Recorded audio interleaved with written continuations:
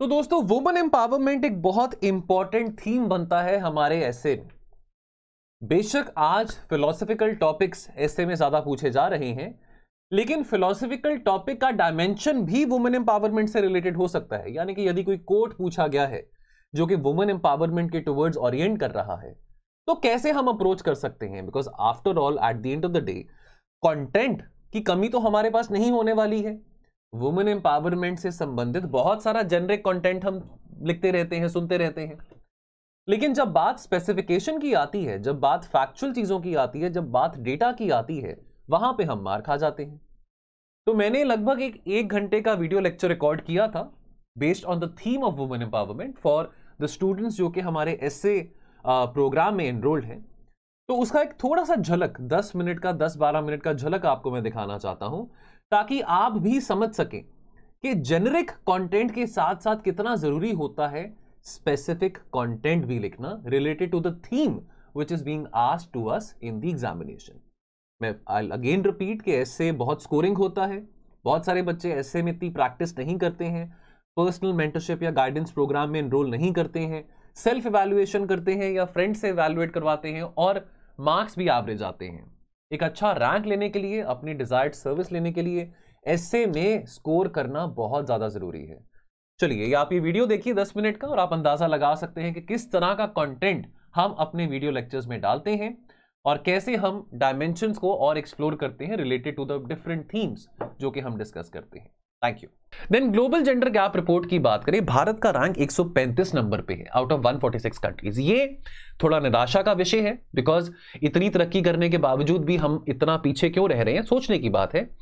अब global gender gap report 2022 में include है जेंडर गैप इंडेक्स, जहां पे ये कहा गया है वर्ल्ड इकोनॉमिक फोरम के द्वारा कि दुनिया को जेंडर पैरिटी रीच करने के लिए 132 साल लगेंगे।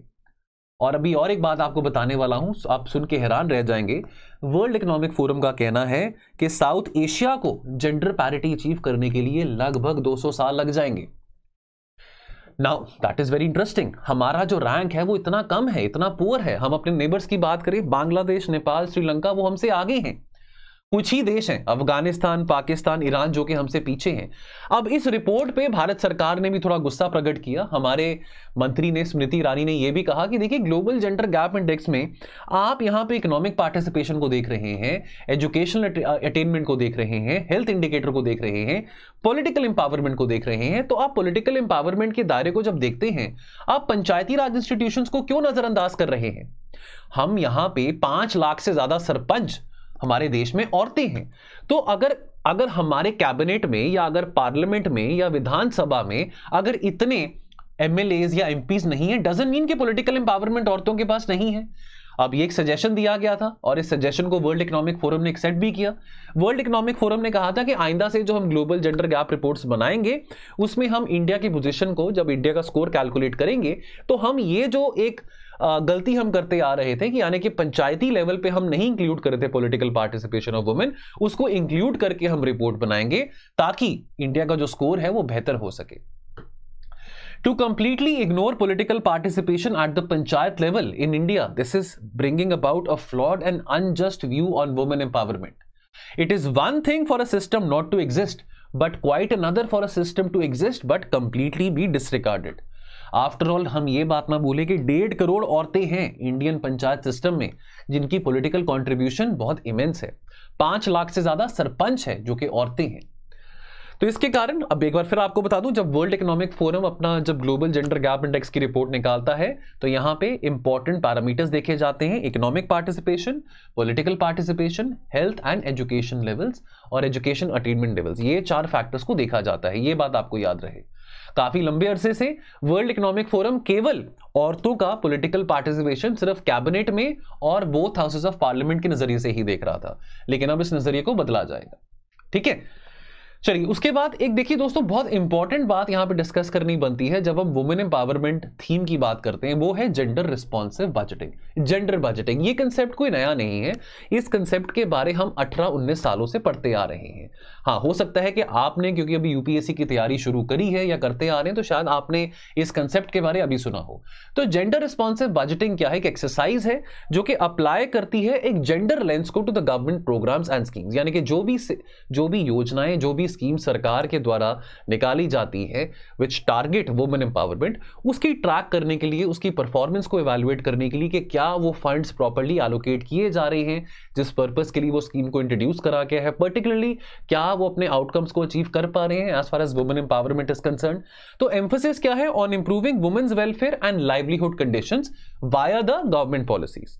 ठीक है, तो इन डेप्थ एनालिसिस किया जाता है सरकारी योजनाओं का और देखा जाता है कि उन योजनाओं के लिए जो बजट एलोकेट किया गया है, बिकॉज ये जो योजनाएं हैं वो जेंडर सेंसिटिव है, जेंडर पर्टिनेंट है, कि जो योजनाएं हैं जो कि केवल महिलाओं के लिए बनाई गई हैं, जो बजट एलोकेट किया गया है, क्या वो बजट सफिशिएंट है और क्या वो बजट प्रॉपर्ली यूटिलाइज भी किया जा रहा है कि नहीं किया जा रहा। तो ये जो जेंडर रिस्पॉन्सिव बजटिंग है एक बहुत ही नेसेसरी एक एक्सरसाइज है, बिकॉज नेशनल बजट्स जो कि हर साल हम बजट देखते हैं, फरवरी में आता है, बजट इंपैक्ट करता है हमारी इकोनॉमी को भी और बजट इंपैक्ट करता है औरतों की सिचुएशन को भी, और औरतों की और मर्दों की सिचुएशन को वो डिफरेंटली इंपैक्ट करता है। तो इस करके जो नजरिया है रिसोर्स एलोकेशन का फॉर वुमेन एंड मेन, उसको एक डिफरेंट नजरिए से देखना बहुत जरूरी है। एंड देयरफॉर ये प्रैक्टिस जेंडर रिस्पॉन्सिव बजटिंग की इंट्रोड्यूस करी गई थी 2005-6 में, केवल भारत में नहीं but also in many parts of the world to address gender inequalities. इस प्रैक्टिस को इंट्रोड्यूस किया गया था। पॉलिसी फॉर्मुलेशन एक बहुत इंपॉर्टेंट कंपोनेंट आता है जेंडर रिस्पॉन्सिव बजटिंग का। तो 2005-6 में इस एक्सरसाइज को, 2005-6 में यानी कि आज से 17-18 साल पहले की बात है, इस एक्सरसाइज को शुरू किया गया था। एक अपने आप एक फिस्कल इनोवेशन था विद द NIPFP यानी कि national institute of public finance and policy. ये रिसर्च इंस्टीट्यूशन है of the ministry of finance और ये डिजाइन करता है ऐसा मैकेनिज्म जो कि सरकारी योजनाओं को, सरकारी पॉलिसीज को एनालाइज करता है। और every year since then, since 2005-6, the Ministry of Finance has been publishing the gender budget statements, which is mandated by the budget call circulars along with the union budget जो कि release होता है। अब इसको दो पार्ट्स में divide किया जाता है जेंडर रिस्पॉन्सिव बजटिंग को। पार्ट ए में कंप्राइज किया जाता है केवल वुमेन स्पेसिफिक स्कीम, जो वुमेन स्पेसिफिक स्कीम्स होती हैं केवल उसी को यहाँ पे मद्देनजर रख के देखा जाता है और क्या क्या एलोकेशन करी गई है टुवर्ड्स वुमेन्स वेलफेयर। और पार्ट बी में ऐसी स्कीम्स आती हैं जो कि कंप्लीटली वुमेन स्पेसिफिक नहीं है, लेकिन एटलीस्ट 30% ऑफ द एलोकेशन जो है उन स्कीम्स में, उन योजनाओं में, that is related to women. ठीक है, ये बात आपको पता हो। तो gender budgeting in India encompasses 4 sequential phases: knowledge building and networking, institutionalizing of the process, capacity building और एनहांसिंग द अकाउंटेबिलिटी। तो देखिए अब लेकिन अगर इसको हम इवैल्यूएट करें इस प्रैक्टिस को, GRB को, तो इंडिया ने रिपीटेडली, भारत ने रिपीटेडली पिच करा है जेंडर बजटिंग को एक अपने आप एक बहुत powerful tool as far as women empowerment को ट्रैक करने के लिए। हमारा एक्सपीरियंस भी बहुत ज़्यादा वाइड रहा है और इस एक्सपीरियंस को बहुत सारी राज्य सरकारों ने भी इंट्रोड्यूस करा है। जैसे ओडिशा की बात करें, गुजरात, उत्तर प्रदेश, त्रिपुरा, उन्होंने भी जेंडर रिस्पॉन्सिव बजटिंग कंपोनेंट अपने स्टेट बजट्स में इंट्रोड्यूस करना शुरू किया था। हम अगर साउथ एशिया में बाकी देशों की बात करें, नेपाल, श्रीलंका, पाकिस्तान, बांग्लादेश, उन्होंने भी इस तरह की मॉडल पे काम करना शुरू किया towards a similar gender budgeting model. As per the UNDP, India offers a leading example. देखिए कितनी अच्छी बात है, ये बात आपने लिखनी है, ये फैक्चुअल बात आपने लिखनी है। यदि इस थीम के ऊपर, यदि वुमेन एम्पावरमेंट की थीम के ऊपर आपको ऐसे लिखने को पूछा जाता है, तो UNDP कहता है कि भारत एक जीता जागता एग्जाम्पल है of gender budgeting in south Asia, जहां पे पॉवर्टी लेवल्स बहुत हाई हैं, जहां पे जेंडर डिस्क्रिमिनेशन बहुत हाई है। और यहां पे दाद देनी पड़ेगी मिनिस्ट्री ऑफ फाइनेंस को पिछले 17-18 सालों से, जो कि इस बात का लीड ले रहा है। लेकिन उसके बावजूद भी कुछ ना कुछ गैप्स तो आते हैं। अब देखिए, अब जो रेक्टिफाई करने की बात आती है as far as the outcomes of the education, of the health parameters और the political participation of women is concerned, तो अपने आप में जेंडर रिस्पॉन्सिव बजटिंग एक बहुत इंपॉर्टेंट टूल साबित होता है। लेकिन उसके बावजूद भी भारत सरकार कोशिश कर रही है कि इस जेंडर गैप को रिड्यूस किया जाए, लेकिन उसके बावजूद भी यहां पे ये देखा जाता है कि कुछ ना कुछ कमी पेशी इस पर्टिकुलर मैकेनिज्म में भी आ रही है ना। बट यहां पे एक दाद देनी पड़ेगी बात को, दैट ये जेंडर रिस्पॉन्सिव बजटिंग के कारण हमको इस बात के बारे में पता लगा दैट लगभग 463 मिलियन यानी कि लगभग 46 करोड़ जनधन अकाउंट जो कि अगस्त 2022 तक खुले हैं, 2014 से अगस्त 2022 तक, उसमें से 56% केवल औरतों के थे। तो इसके बारे में हमको पता कहां से चल रहा है? जेंडर रिस्पॉन्सिव बजटिंग के थ्रू पता लग रहा है। तो gender budgeting is thus working towards reducing gender gaps in diverse sectors, not only in the sectors like health, education, nutrition, but also gender gap को reduce करने की कोशिश की जा रही है जो कि मैस्कुलिनाइज सेक्टर्स हैं, यानी कि इंफ्रास्ट्रक्चर है, डिफेंस है, सिक्योरिटी है, कि कैसे वहां पे भी जेंडर गैप को रिड्यूस किया जा सके। यानी कि वुमेन एम्पावरमेंट को केवल हेल्थ, एजुकेशन या न्यूट्रिशन के पैरामीटर्स पे नहीं देखा जा रहा, बट ऐसे पैरामीटर्स पे भी इवैल्यूएट किया जा रहा है, उन सेक्टर्स में भी इवैल्यूएट किया जा रहा है जिनको ट्रेडिशनली माना जाता है कि दोज और जॉब्स और दो sectors are only known to be for men. 57 of India's 58 central ministries, they have set up a gender budgeting cell। ठीक है, चलिए, लेकिन चैलेंजेस की बात, जो आपको मैंने भी कुछ टाइम पहले बताया था कि इसके बावजूद भी कुछ ना कुछ कमी पेशी रह जाती है, चैलेंजेस आते हैं। Gender responsive budgeting in India is however this is marred by a systematic problem and this continues to be very ad hoc which falls short of providing a sustainable mechanism, ताकि हम concrete यहां पे solutions लेके आ सकें। अब इसमें multiple factors आ जाते हैं। This also could be bureaucracy बहुत स्लो है, ब्यूरोक्रेसी इतनी इंटरेस्टेड नहीं है, lack of commitment by the fiscal policy makers, weakness in the implementation of certain government schemes and policies. The biggest challenge for the gender responsive budgeting exercise is that despite having been in operation for almost 17-18 years, budgetary expenditure on it remains less than 1% of country's total GDP.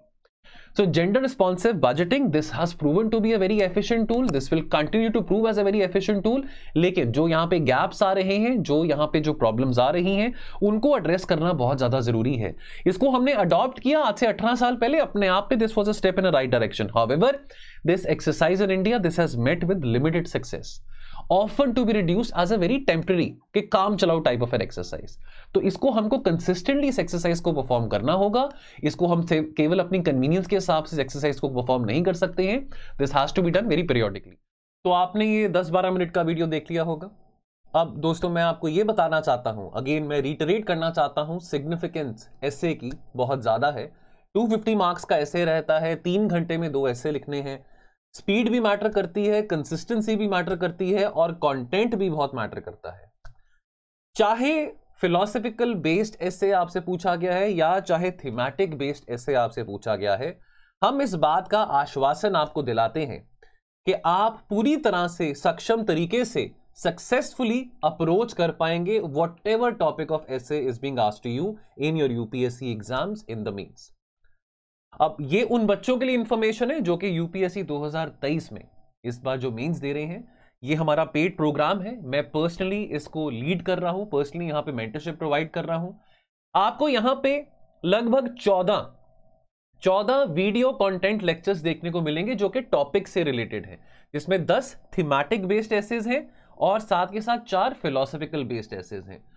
3 special classes आपको मिलेंगी इस particular course में, जहां पे basics, structure और strategy of essay writing को कैसे हमने अप्रोच करना है, ये सब बातें डिस्कस करी जाएंगी। उसके अलावा यहां पे बात नहीं रुकती है, उसके अलावा आपको 3 फुल लेंथ टेस्ट्स भी दिए जाएंगे। अब मान लीजिए कि आपको एक फुल लेंथ टेस्ट मिला है, अब उसमें सेक्शन ए में 4 टॉपिक्स हैं, सेक्शन बी में 4 टॉपिक्स हैं।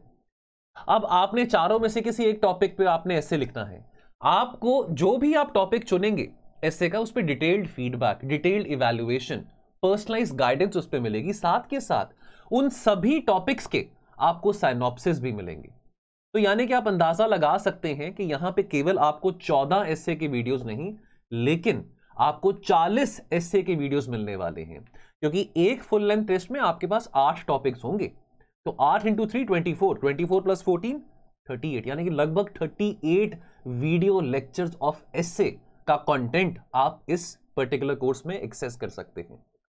पर्सनली आप मेरे साथ जुड़ सकते हैं, टेलीग्राम ग्रुप बनाया जाएगा उन बच्चों के लिए जो कि इस ग्रुप में आते हैं, जो कि इस कोर्स को बाय करते हैं। आपको हर एक एसे का मॉडल साइनॉप्सिस दिया जाएगा, जो भी आपको टेस्ट में पूछा जा रहा है, प्रॉपर इवैल्यूएशन, आपको प्रॉपर इवैल्यूएशन और फीडबैक यहां पे मिलेगी।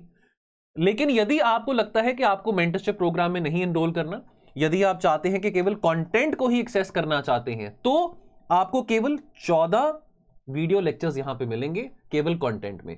लेकिन यदि आप content plus test plus mentorship लेते हैं तो यहां पे आपको 38 वीडियो लेक्चर्स मिलेंगे ऐसे कंटेंट के। आई नो कि यहां पे प्राइस थोड़ा ज्यादा है, content plus test plus mentorship का प्राइस यहां पे 7,499 है। प्राइस ज्यादा है बिकॉज यहां पे हम अपनी क्वालिटी पे कॉम्प्रोमाइज नहीं कर रहे हैं। इस प्राइस में आपको बहुत कुछ मिल रहा है, 38 ऐसे लेक्चर्स वीडियो फॉर्मेट में अलॉन्ग विद द पीडीएफ आपको मिल रहा है, और साथ के साथ पर्सनलाइज मेंटरशिप एंड फीडबैक मिल रही है। तो अगर आप अपना मेंस क्रैक करना चाहते हैं, अगर आप अपना डिजायर्ड रैंक और डिजायर्ड सर्विस लेना चाहते हैं, तो आप प्लीज ऐसे को इग्नोर मत करें। हमारी श्योरिटी है कि हम आपकी पूरी हेल्प करेंगे कि आप 140 से ज्यादा मार्क्स अपने ऐसे में स्कोर कर सके। एवरेज मार्क्स हर किसी के आएंगे, 100, 105, 95 हर किसी के आएंगे, लेकिन अपना सपना पूरा करने के लिए एवरेज मार्क्स नहीं चाहिए, ज्यादा मार्क्स चाहिए। और यही यहां पे मैं ये मौका लेना चाहूंगा 2024 वाले बच्चों के लिए, जो बच्चे 2024 में अपना यूपीएससी अटेम्प्ट देने वाले हैं, उनके लिए तो बहुत सुनहरा मौका है कि आप अभी से ही आप अपने फंडामेंटल्स पॉलिश कर सकते हैं, फंडामेंटल समझ सकते हैं। और ये सेम फीचर्स आपके साथ मैंने डिस्कस करे थे 2023 वाले बच्चों के लिए, वही सेम फीचर्स 2024 वाले बच्चों के साथ भी डिस्कस किए जाएंगे, शेयर किए जाएंगे। यहां पे भी अगर आप content plus test plus mentorship का प्रोग्राम लेते हैं तो 38 वीडियो लेक्चर्स, 38 ऐसे वीडियो लेक्चर्स आपको देखने को मिलेंगे। सो दोस्तों, आप फोन उठाएं, कॉल करें 1800-890-3043, जुड़िए इस एसए के कोर्स में, डिटेल्ड फीडबैक लीजिए, डिटेल्ड इवैल्यूएशन कराइए अपने एसए का। अक्सर बहुत सारे बच्चे क्या करते हैं, वो सेल्फ इवैल्यूएट करते हैं अपने एसए को। सेल्फ इवैल्यूएशन में आप अपने एसे को लेके क्रिटिकल नहीं हो सकते हैं। आपको लगता है कि हाँ आपने जो लिखा है वो ठीक है, या अक्सर बच्चे एक दो दोस्तों के साथ अपना बैठ के ऐसे इवैल्यूएट करवा लेते हैं।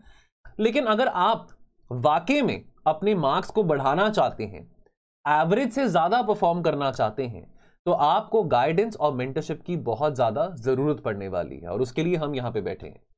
तो अगर आपको ठीक लगे, हमारे टोल फ्री नंबर पे कॉल करके जरूर इसके बारे में इंफॉर्मेशन लेना। मैं आपसे विदा लेता हूं, मिलेंगे बहुत जल्द। थैंक यू सो मच, जय हिंद।